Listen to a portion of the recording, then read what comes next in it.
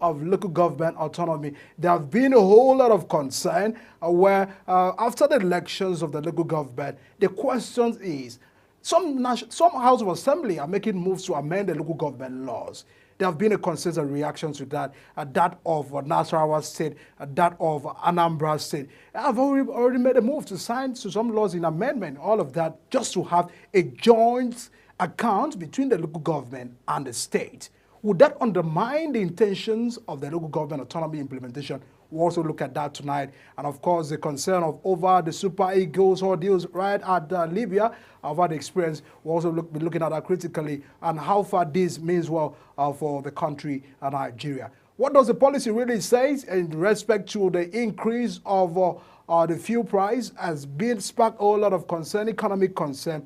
What do we do? What is the way forward? We have Dangote Refinery. We have other move by the federal government. But it looks like people are still reacting toward that issue. We'll go on a break, and once we return from the break, we'll delve into that discussions and continue on the program. Just stay with us.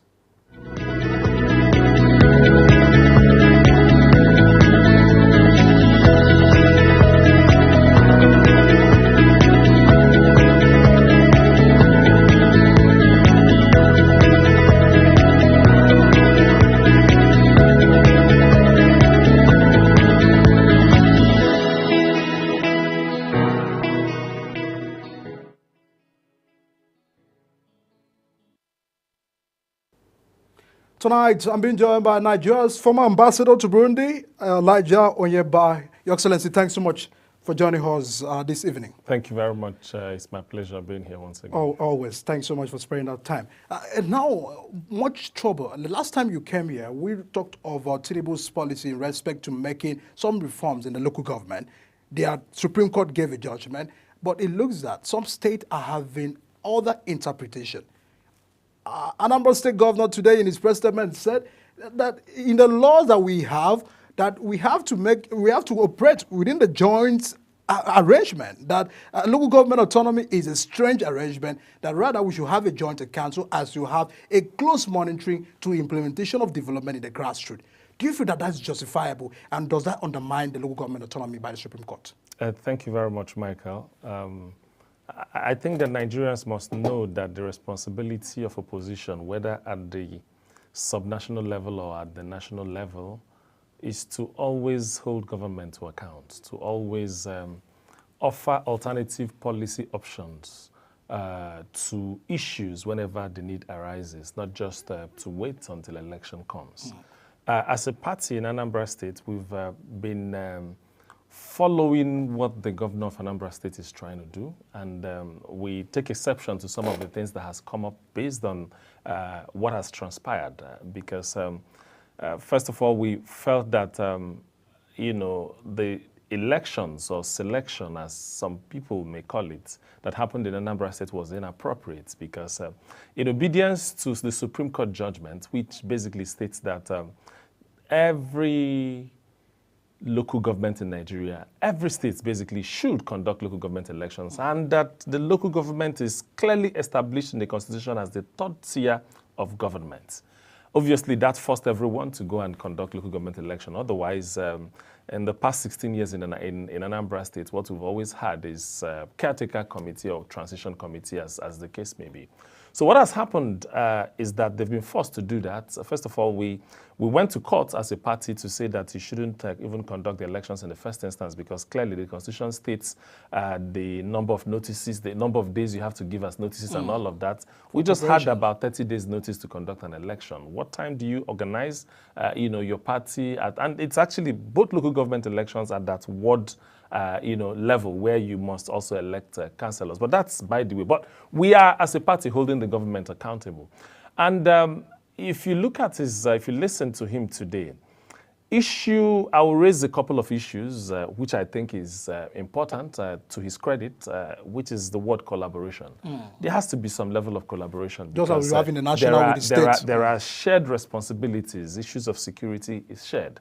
So clearly I understand that word collaboration. But here are the issues for us and for me personally, because a situation whereby a state assembly sits down and in 1 week or less, 2 or 3 sitting read first reading, second reading, and pass an executive bill. This is a danger to our democracy. Usually, what is the procedure? Executive obviously can present a bill to the state assembly or even at the national level. The process is that it will pass through first and second reading. It will actually be assigned to a committee who goes to hold a public hearing, inviting stakeholders to get their opinion so that what you will eventually pass will be a reflection of the opinion of the people, even though it's an executive bill. But you must also take into account what does the stakeholders in that space think about. So we had this same issue even with the governor when he was trying to do the local government elections. You set up Anambra State, what do you call it? Independent Electoral Commission. Then clearly you begin to amend the laws when the process has started, deciding, okay, no, you must collect nominations from this person, it must be from the states. Why are you amending the process? And this is also the way they hurriedly signed the law, for the elections. The same thing they're also doing again. So no matter how novel that idea of collaboration is, a situation where you do not consult enough, this is a democracy that we're practicing here. You can't have an executive bill, no matter how novel, no matter how perfect it is. There must be a debate on it. After you debate on it, you have to take it out. Let the stakeholders, you are governing the people. This top to bottom approach, it's not working. This is, if you like, call it a consultative democracy. You must carry everybody along and explain to them what you're doing. That's one. Number two, again, is we have gone back to what we were doing before now, which is JAC, joint accounts. That's obviously what we've transitioned into once again in the name of collaboration. Now, if the government or the governor or the party at the state level selects you or elects you to become a local government chairman, and they say that you are a member of the state's joint planning board, who are you to override the decision of the governor? If the governor is telling you, listen, I have legacy projects, I must complete ABCD, and then I need to use the money in this account to complete this project, how do you go against it? You get what I'm saying? So there's still an issue of priorities of government. You see, I'm an economist, and part of the first issues or first things you learn in economics is that resources are scarce, okay? But I'm also a politician as well. Part of the things you also learn in politics is that we behave as though resources are not scarce. Okay? So there's a conflict there. All right? So, but the question is, resources are scarce. So who decides, when you say, you tell us that all of them will come jointly and decide how the monies will be spent? That's not, you're basically telling us that you will tell them what you think. Isn't that the wisdom of a professor? Because in a question, a former CBN governor, he probably understands how well to manage the state of that economy. No, I'm not arguing about the management. First of all, I have a problem with consultation methods. I have a problem with the way and manner we are passing laws. Then I also have a problem with the fact that I do not think that independently or collectively, the mayors or the local government executives or chairmen have got the power to override the governor's decision as far as that process is concerned. Because basically you have taken the powers back to the governor, who will obviously come to you to tell you that these are the projects he wants to do. How are you going to stand up and say, no, you don't think that this is the right thing to do? So those are the issues I have, because the governor today was telling us that he inherited a backlog of about 14 billion of unpaid pensions and gratuities from the local government level. It's the same party that has been ruling the state since Peter Obi, for example. So clearly what that tells you is that in the old system, where they still had those joint accounts, what has happened is that Obiano, or the former governor, had his own priorities as well. So he probably might have taken the local government monies to have completed the airport. He probably might have taken the local government money to have completed the International Conference Center in the name of legacy projects. That's obviously what's going on. So I think that the idea of collaboration is important, but I believe that the way and manner the law, he went about passing the law, is unacceptable. That's not democracy at all. Because other states are watching, and we are more concerning if the president's intention or the Supreme Court judgment had said financial autonomy. Fact, whatever is sending from the federal government, send directly to the local government. Trying to breach this process, does it mean that it will defeat the intentions of the autonomy within the state, aside from Anambra? Absolutely. It's going to defeat the intention, because the idea is that let the local governments have the autonomy to decide on what they want to do with the funding that gets to them. Agreed, there are issues that are shared. There are primary healthcare issues, there are teachers' issues, there are other issues. But I'm saying that, you know, this is like a way of forcing them, you know. I mean, why do you elect them if you have to do, what's the point? You know, if you have to, they have to get money and send the money back within 24 hours or within 48 hours back to a state joint account. Why elect them in the first instance? The old system that was prevailing should have gone ahead, because what's the point? I need my councillor to understand what the problems we have in my ward. And is that problems we have in my ward that I expect him to take to the local governments where they have council of, where they have their council meetings or whatever meetings that they have, because they're actually meant to be legislators holding the local government chairman accountable at that level, you know. But a situation where there's even nothing for them to adjudicate over, because all the money is coming, they go to a central post where they say, okay, all of us will, you know, will collectively decide. Or it's there are problems differ from one local government to another. So you can't trust that process. No, I don't agree with the process at all. I don't agree with the process. And in any case, and here is my point. You see, if you are a Democrat, part of the responsibilities of Democrats, or part of the, you know, the issues you must look at every particular point in time is, what are the masses saying? The masses cannot all be speaking at the same time. They are actually speaking through their elected representatives. So in the House of Assembly, we have people that are representing? Yes, you have people that are representatives at the House of Assembly. But I'm also saying that a law, an executive bill came to the State Assembly, and 2-3 days down the line, it is being signed into law by the government. What kind of lawmaking is that? That's a rubber stamp legislator, and that is a legislation, and that's sometimes, you know, even some people at the subnationals, you know, they try to say, no, National Assembly is doing this, no, the Senate President is doing, no, the Speaker is doing this, they are subservient to the President, they are not even doing this. It's the same thing that they are criticizing the National Assembly that is actually much more prevalent at the state level.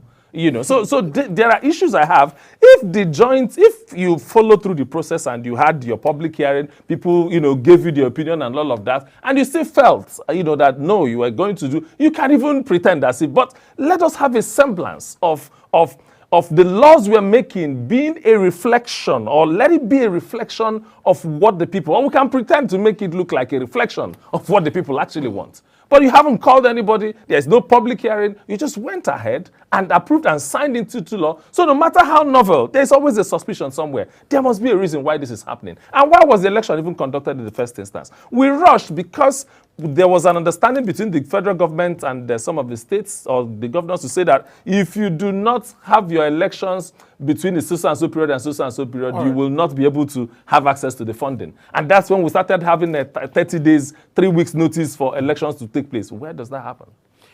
We are more concerned because it looks that it's an effort by this government or by the federal government to grant a freedom and development to the grassroots. But all of the events that is unfolding, even looking at the local government elections that have been conducted, because you may not just accuse that of Anambra. We've seen in APC ruling state, APC sometimes sweeps, or in a PDP ruling state, PDP sweeps. So it also goes back to the fact that the leaders and those that will manage these affairs, the processes have been questioned and criticized. But that is just one part of the economy issues and problem we are having. I know you may, have a concern. Listen to me. I'm not even yet discussing the way and manner the elections are being conducted. It's a different kettle of fish. The reason why I'm not going to talk too much about it is because we are maturing as a democracy.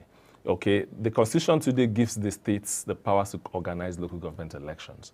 And unfortunately, both in APC states and in PDP states and in other states, it's still the same there are issues regarding, in Rivers State, APP cleared all the elections even without having voters. Even without having, without conducting the elections with voters register. So we know typically what happens at that level, but we will come to that point because that issue will be resolved at the point where maybe a law is made asking INEC or setting up another independent body to organize the election. So that will be easier at that point. So I'm not going to that level yet. The issue for me is about process, because we're talking about the governor today talked about building institutions. You know, he feels that the best way to respond to issues is not just to tackle them, but to create institutional framework that will allow certain things to happen. He's an institutional man. You know, so I also in process of creating institution, why would you? What kind of institution makes laws and approves laws within 1 week? Where in a democratic setting, are the laws not for people?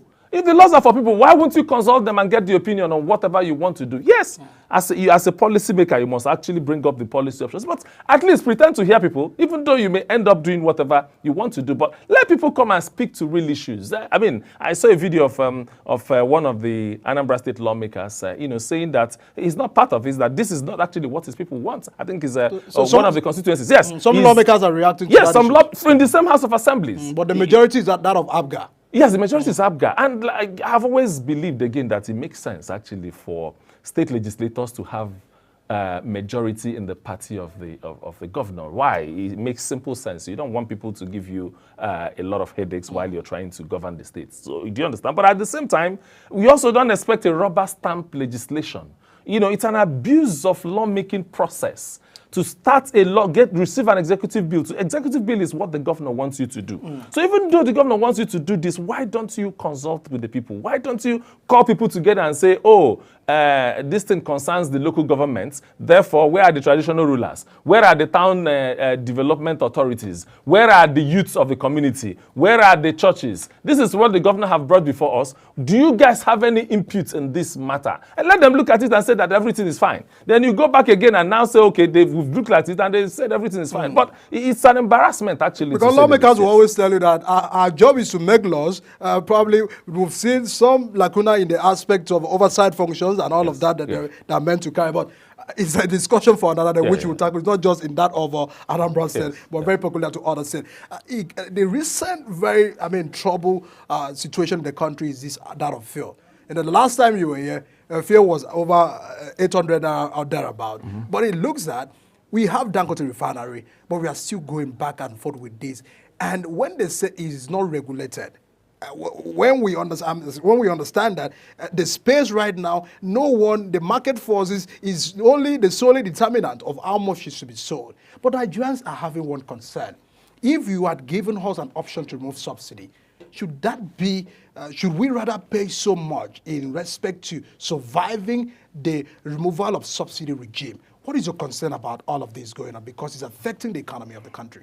Okay, thank you very much. This is a very sensitive issue, and because quite a lot of Nigerians are going through all manner of hardship as a result of this.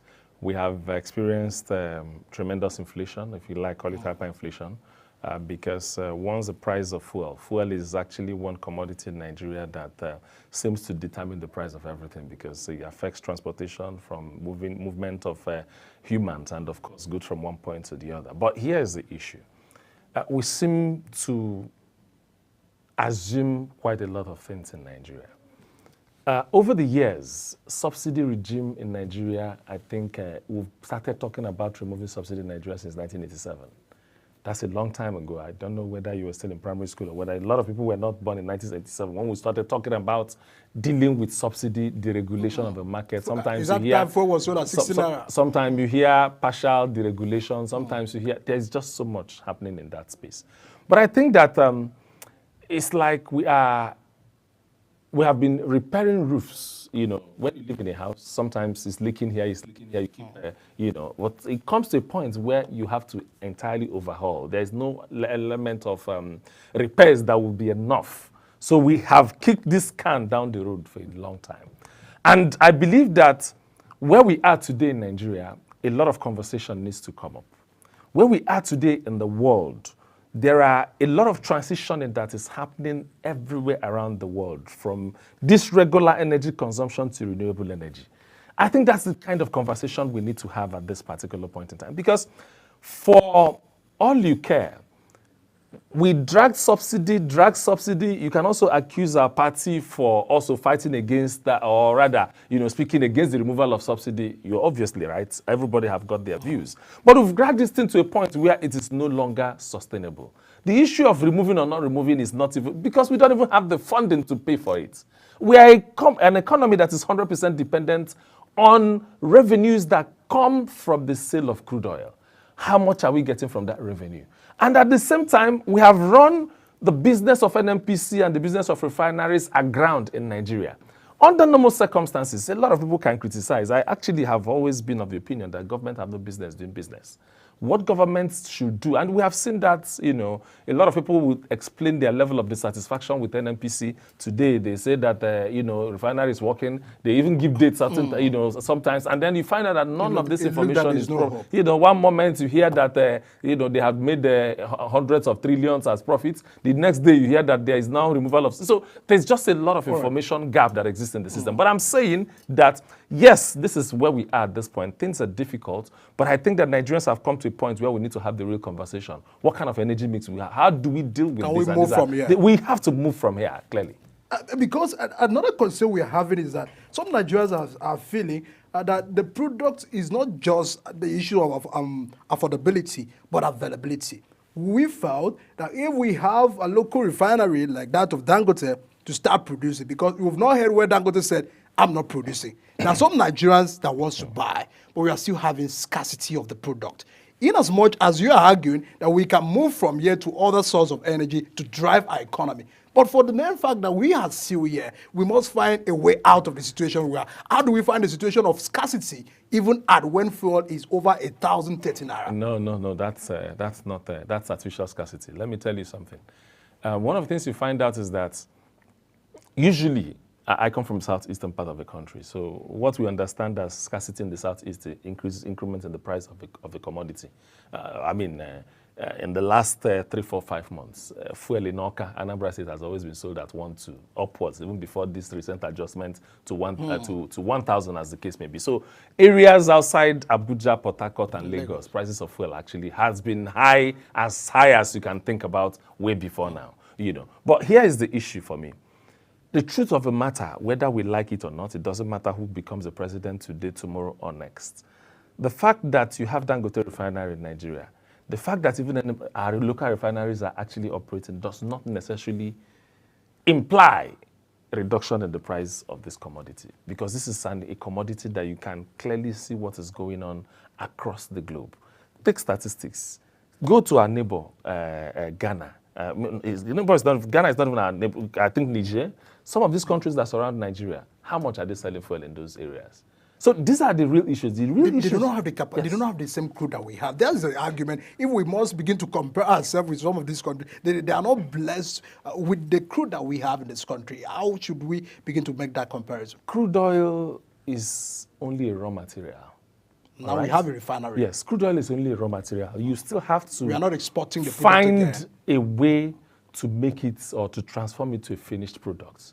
And in transforming it to a finished product, you pass it through a process. It's not, you don't just pray and miraculously it happens. Does it look that we are out of crude? Because there have been that fear, iota of fear, that we do not even have sufficient crude. Because if we must say we are selling crude at a naira to Dangote, and Dangote is ready to produce as much as he can, it means that our market, filling station and all of that, we would have had the product all over. You know the way it functions is that we have a production contract with international oil companies, IOCs, that basically says you have this quantity of crude. This is what, maybe you're drilling at this particular rig or oil field. There's a percentage sharing between what you get, between the IOC and the federal government. So somehow, over the years, there has been issues. Remember, there's also the issue of crude oil theft and all of these issues that are, affecting these businesses. So sometimes what we also have these days is that we are not even meeting up with our OPEC quota. And this is as a result of issues relating to theft and all of this. So there are challenges revolving around these crude issues, and not just the challenges. Don't forget that there are also contracts that has also been entered into way before now. And in those contracts that has been entered way before now also have their own issues. So if I give you, if you're an IOC and the federal government through NNPC signs a deal with you, and to say that this your deal we have is for the next 2 or 3 years, government is bound to ensure that they keep that transaction for the period of time before it expires. So there are all of these kind of commitments, and sometimes governments even borrow against revenues that are likely to come from crude. So by the time, so when they say that they don't have or they don't have enough, it means that there are already commitments that they have. For example, there are countries we've entered agreements with that we also supply them crude oil. Sometimes you find this nature of agreements in the diplomatic space, because while I was an ambassador of Nigeria to Burundi, I knew that there was a time that Burundi and Nigeria had, Nigeria were supplying crude oil to them.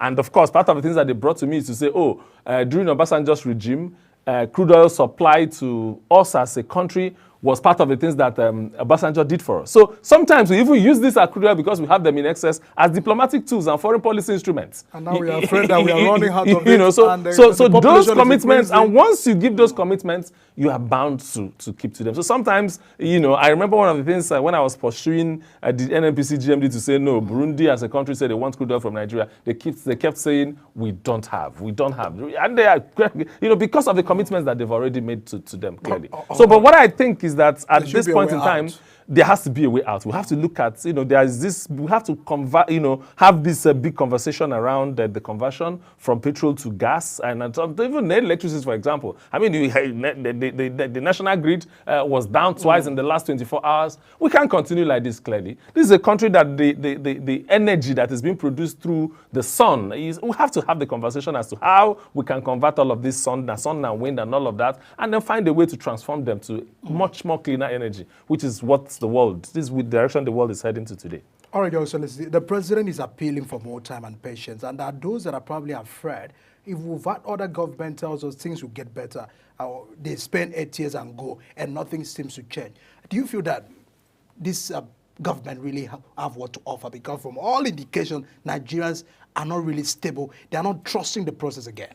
Yes, I understand that clearly, because the essence of governance is to ensure that the lives of people are better. But what we've actually seen is a situation where I can tell you clearly that we seem to be suffering from the sins of our fathers. There's been so much that has happened in this space. For example, when we're having an argument as to what is dollar rates today, it's not just the responsibility of government to peg the price of dollar. As much as you want to do that, we have created a lot of corruption in that system. We've created a lot of subsidy again in that system. Whereas the people that need dollar to trade, to manufacture, to do all the manner of things are getting it from the black market at a higher rate. Some people that are friends to presidency or that know people here and there are actually making kill, by getting money at official rate. And sometimes it's also even some level of subsidy that also goes to importation duties. Because by the time you say that you peg your duties at your official exchange rate. So assuming, just cast your mind back 4 years ago, a dollar was officially exchanging at, or even 3 years ago, dollar was officially exchanging at 400 and something naira. The black market was doing about 600, 700. So it means that our import duties were actually being calculated at 400 naira. Why do no, there's no. So this is actually the reason why we got to a point where companies like Emirates pulled out of Nigeria. A lot of companies pulled out of Nigeria because they had monies that were stuck in Nigeria that they could not pull out on the account of the fact that we were using all the monies, all the foreign exchange we can find from wherever to subsidize the rate so that the price of our dollar or relative to our currency is pegged at a particular rate. But right now, what is going on? We have decided to allow the market forces to determine it. Right now, you can see that Emirates came back. Because right now, if you bring your money into Nigeria, as a rule, foreign direct investments, number one cardinal principle is mobility. If I come in and I want to go in tomorrow, I need assurance that I'll be able to go out tomorrow. If I come in today and I want to go out. So mobility is always the issue. When you go out and you're looking for all manner of currencies anyway. Once I see that you're regulating your market, you're determining exchange rate, it means that if I bring in money into your country and I want to pull it out, you are unable to. And that's basically when we were having a handshake from one administration to another, Central Bank had $7 billion in terms of unreconciled and uncleared effects. Demands, monies that belong to FDIs and people that are invested here, including airlines that are running here, that are stuck with CBN that they couldn't pull out. So it took this policy to be able to free the funding that they will hitherto use to defend this currency. Let the currency be available. Use that same money to meet up with your obligation. Let the market determine what the value of naira to dollar is. It's as simple as that. And there's no rocket science about it. The moment you are exporting much more than you are importing, your economy is good. The moment you are importing much more than you're exporting, there's no way your value of your currency will not be on the negative. It's a no-brainer. But from all indications, Yes. are we producing? Because We one are of the factors producing we're having nothing. now, and it's bothering many Nigerians. Yes. Because when you look at the foreign direct investment and all of that, Yes. the government of Nigeria is not about interested about all of that. Yes. He's seeing if he can go to the market to buy a bag of rice, now that is over 100,000 compared to before 30,000. That's what a common Nigerian is after. And looking at production, how far have we gone as a country? Because it's worrisome. We are borrowing every time, but we are not seeing any improvement in terms of enhancing our infrastructure. Infrastructure and production are two different things altogether. Like I said, I started from making the point that the business of government is not to do business. What we want government to do is to provide infrastructure, to provide public good. Let it be easy for someone that is in his farm to get farm produce and then be able to transport it easily to a factory where they are producing it, where it can be transformed and value added to Exactly. it. That's basically what the responsibility of government is. But again, we're an information age. Information is power. Part of the reason why we are hosting this program and attending this kind of show is to be able to educate Nigerians so that they be able to get information beyond the facade of politics and some of the emotions that get thrown out. Government will never come to a point where their responsibility is, okay, how much we have in Nigeria? How can we divide it by the number of people? Today we made $1 billion. Okay, let's start taking $1. That government will never come to that point. But the point is that it is the responsibility of government to create an enabling environment so that people that is their business to do business can thrive. So basically, what is going on right now is that we find that we are beginning to, I believe that government is laying a foundation so that people that are doing business, if you want to bring in money into Nigeria, it should be easier for you to take your money out now. Meaning that Nigeria has become a place where you can move in and move out without any form of restriction, which is basically what the rest of investors are actually looking at. And I believe that once this foundation is clearly laid, then we can always build on it. People that are now doing business, government can now find a way. Remember, at some point we were importing cement into this country. Today we are not just dependent, we are also exporting cement to our neighbors. So we will come to a point, it's step by step. I know a lot of patience, people are running out of patience, I understand that. But I think that for the very first time in a very long while, some of the key reforms that we have now, although painful, will eventually have a very good outcome. Nigerians are not always accepting it lightly, although painful. They don't want it to be more painful than it is already, the concerns of many Nigerians. But very quickly before I let you go, the Senate have asked the government of Libya to apologize to the Nigerian Super Eagles over the hills. As an ambassador, just briefly before we wrap up on the convention, what has been your concern over that mismanagement of the process? I think it's rather unfortunate. First of all is that we're Africans, and part of the things you find within the continent is that we're generally peaceful, loving continents. So what happened between the Super Eagles and their Libyan counterpart, or rather Libya, it's a bit very shocking and embarrassing. Football teams are generally cherished everywhere they go to. They are superstars. You want to be able to move into a place. People follow them to go and watch matches. I mean, irrespective of our political divide, irrespective of our ethnic challenges, anytime football teams are playing across the continent, people are happy. People shout, they go to the field and they enjoy. They have a lot of fun doing that.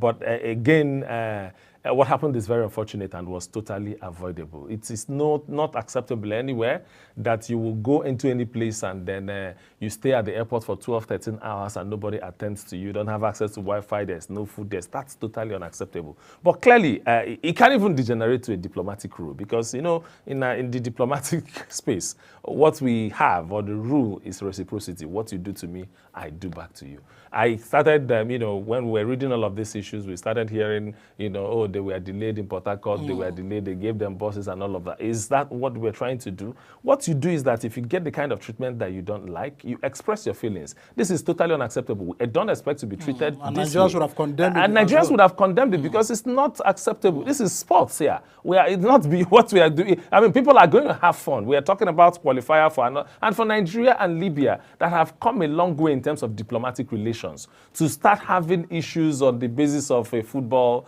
related related incident, a sporting related issue. So I've seen statements that have been made by the Libyan authorities. I've also seen statements from the Ministry of Foreign Affairs. So usually what you even do is that you send your diplomatic team. Usually Nigeria maintain missions across most of these African countries. So whenever these football competitions are coming up, you find out that people go there, south of the embassy, to ensure that the hotels are good, to ensure that there is a good transportation system and accommodation. So how we got to this point is rather very regrettable. But I think CAF will take a decision and we'll move on. And I believe that maybe the lessons are there for everybody to learn. A very big concern right there. A very, very big thank you to just from our ambassador to Burundi, Elijah Onyeba. Thanks so much for joining us on the show tonight. Much. It's my pleasure. We'll now turn our attention to the state of the People's Democratic Party. There have also been a whole lot of leadership crisis within that party, a concern of how far the party is managing their internal politics and democracy. We'll go on a break, and once we return from that break, a discussion over the PDP affairs continues on the program. Please stay with us.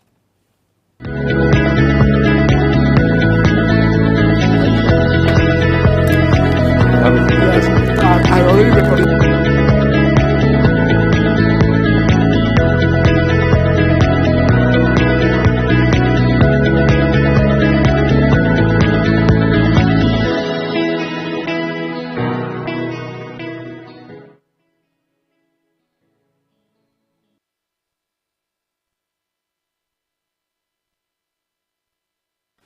Now let's get to the party politics, as the governors of People's Democratic Party have nullified their suspension and the counter-suspension by some members of the party National Working Committee of People's Democratic Party.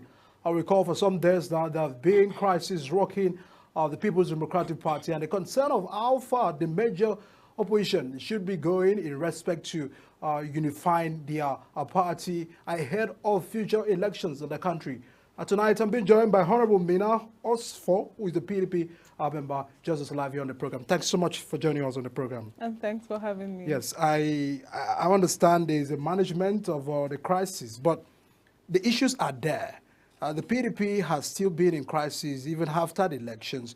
It looks that people are still carrying, 2023, concerns and issues, grievances till 2024.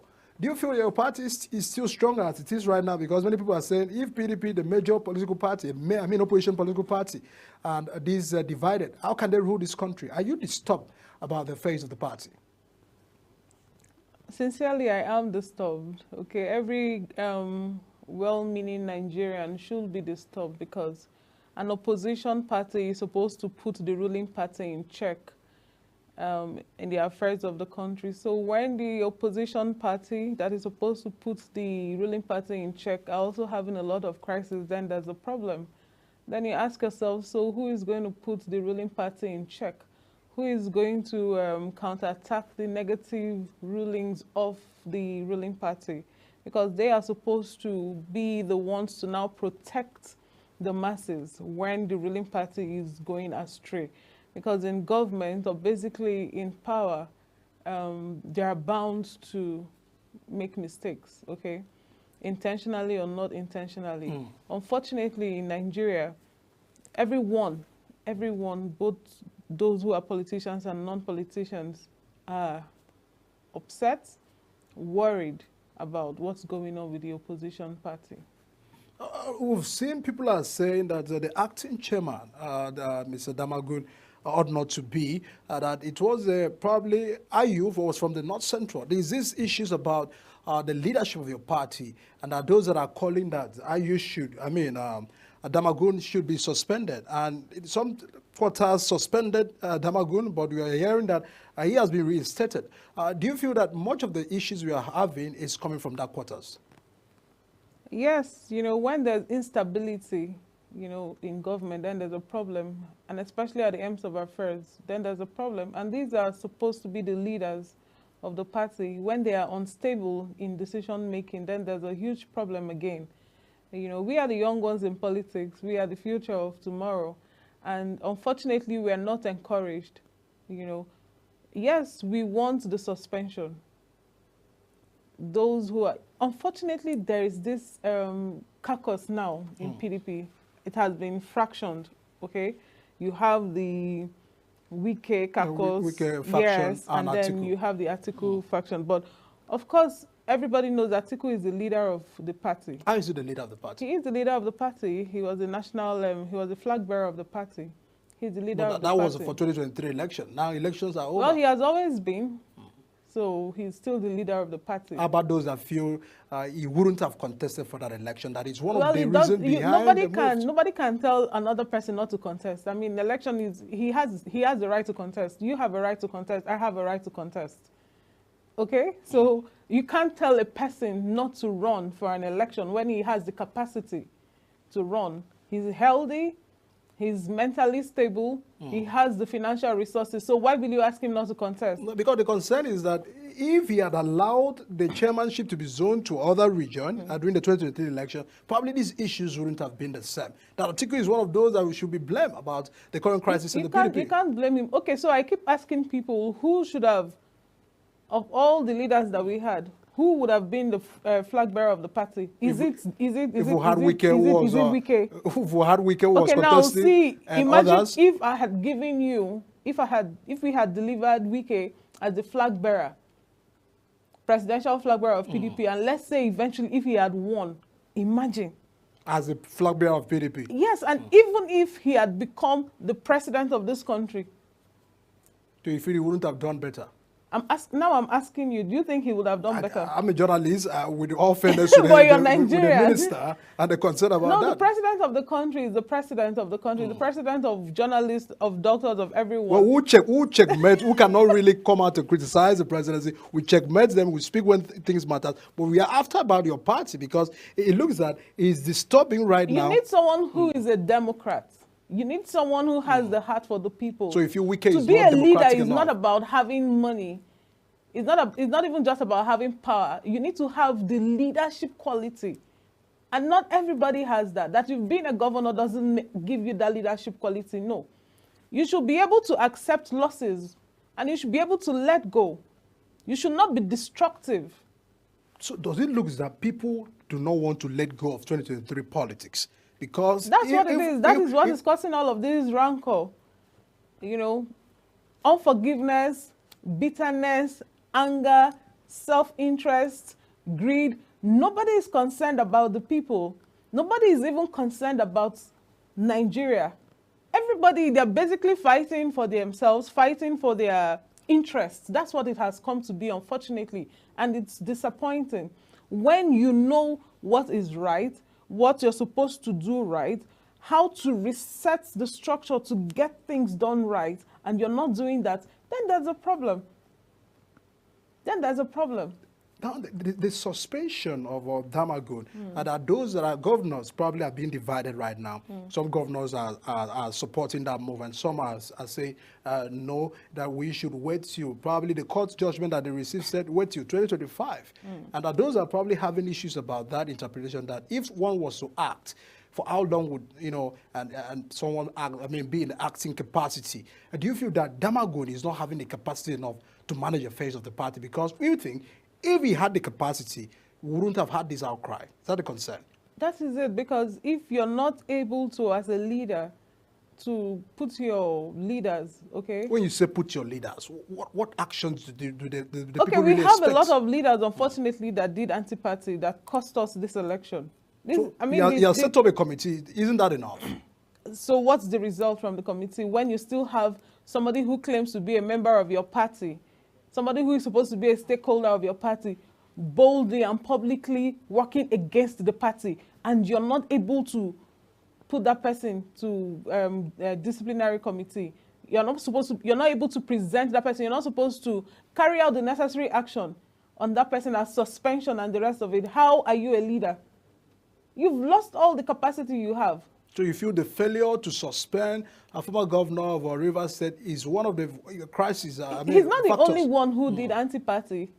He had a lot of people that were with him, that supported him to, you know, to destroy, you know, the peace, basically, and the structure of PDP. even though they can't, because PDP is too big for one man to destroy. But now PDP is falling because from all PDP indications, is not falling. your house is divided, APC is waxing stronger, No, they're not waxing stronger. They also have their Labour Party crisis. which announced that we are now the main opposition How party. can they be the main opposition Because party when PDP they is not having the cannot even leadership. win any election? What is Labour Party? The crisis in PDP has spilled that even in those states, your party have lost an election, and we are even bothered about other elections. We did not lose the election, and everybody knows that we did not lose that election. That's what They should still bring out the results we have on the IREV and that which was announced by INEC. They're entirely different. It's unfortunate that they are going to get away with it. In a normal country, in a civilized country, this shouldn't be. Unfortunately, we have been rendered voiceless. We can't even speak. You even see that your mandate has been stolen and you can't do anything. That is the worst thing that can happen to any That citizen. can be proven in court. If we are not okay about the declaration of INEC, there are always a room to seek redress. Unfortunately, that has become a national anthem in Nigeria now, and it's so disgraceful. It's so embarrassing. To go to court. Yes, it has become a national anthem now. Go to court, go to court, go to court, go to court. Has it not been helping? But in the face of the political arena of PDP, because we are much concerned, just as we've stated, the PDP ought to be checkmating, what these current administrations are doing.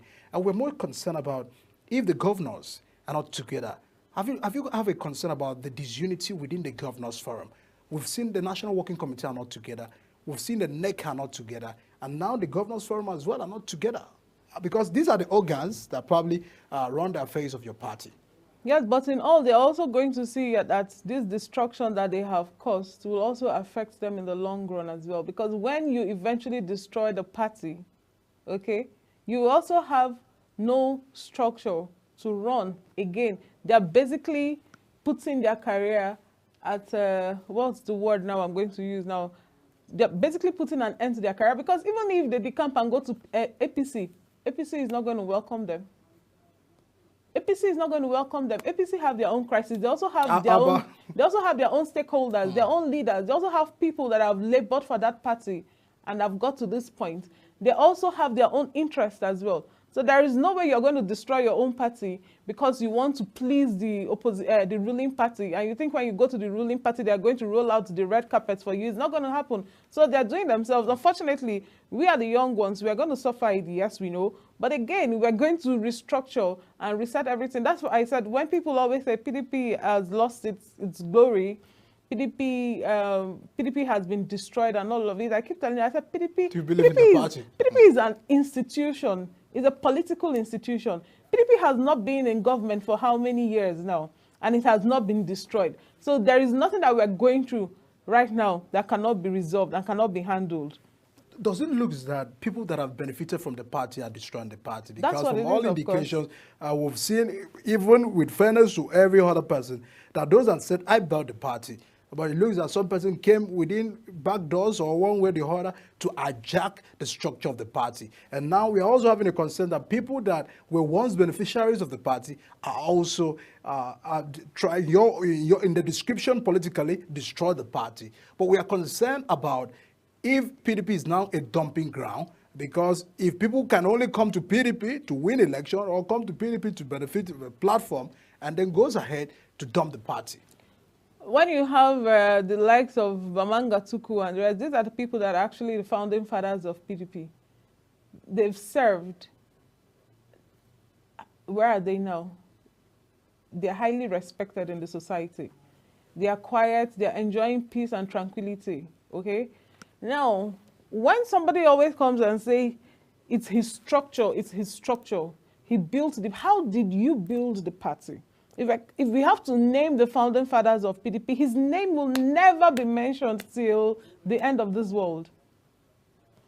All of these governors now that are causing the problem we have in the party, or the National Working Committee members, or BOT members, and the NEC members, the NEC members that are causing all of this rancor because of their own interests, okay? Their names will not be mentioned when you're talking about the founding fathers of PDP.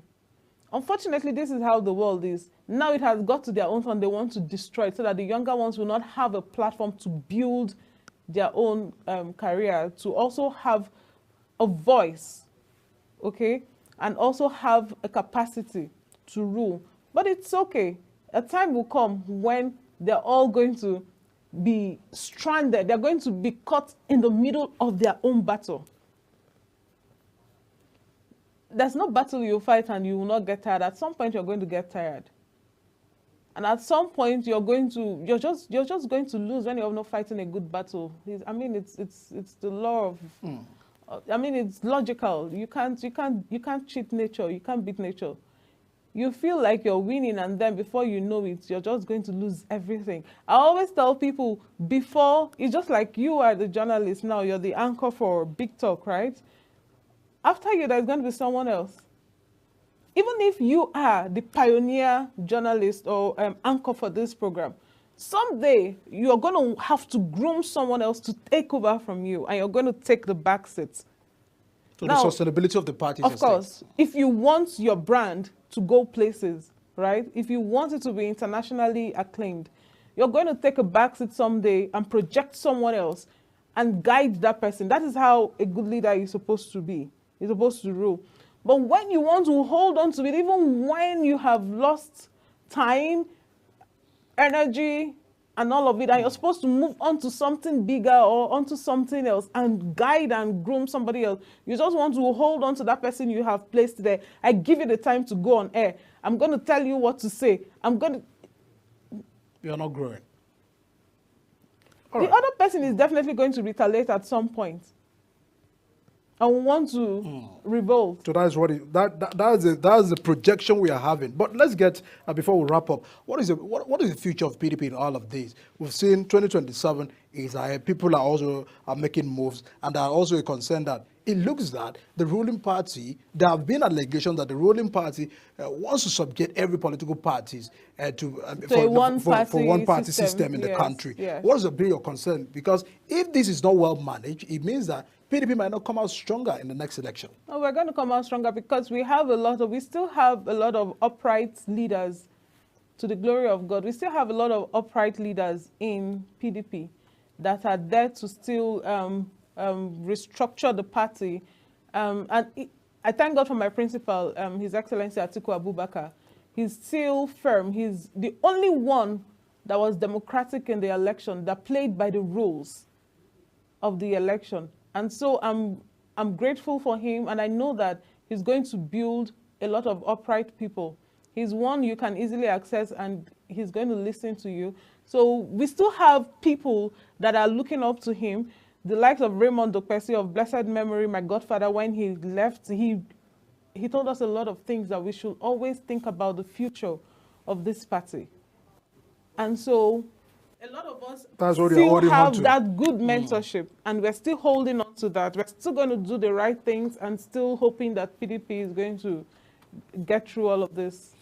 All right. Of course, we are still keeping our eyes very close and looking that People's Democratic Party will come out stronger in all of this concern. Definitely. Thanks so much, Honorable Mina Osfall, a People's Democratic Party member. Thanks so much for joining us very briefly on the program.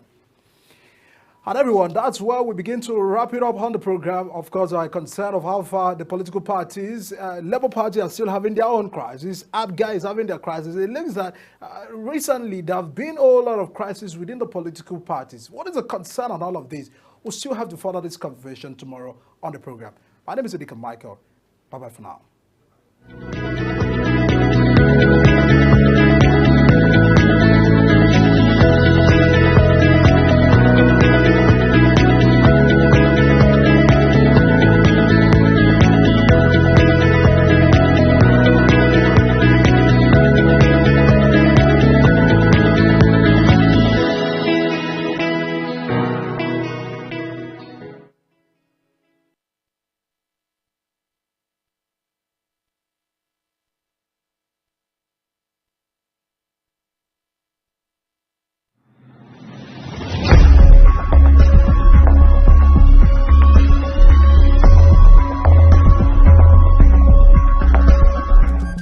Matano. Asị na ihe Igbo ji ka mba bụ akụ nwanne. salute. Nke a ka anyị kpọrọ tim ụzọ. Ihe dị ụtọ aka emenugo mbụ. Ebe anyị na-ekele onye ọbụla nyere nwa afọ Igbo ọbụla aka. Eze Chitoke, gọzie gị n'ụtụtụ, gọzie gị n'efifie, gọzie gị n'abalị. Nna dị m, my gist partner. Nna anyị ṅụrụ iyi si kama ya na-ama nzu anyị n'akwụkwọ. Ịzụta mmadụ adị nwere mmadụ. Baịbụl gwara anyị na nzuzu dị n'obi ụmụazụ. Ọ ya ka m ji ejikwa n'ofe etu ahụ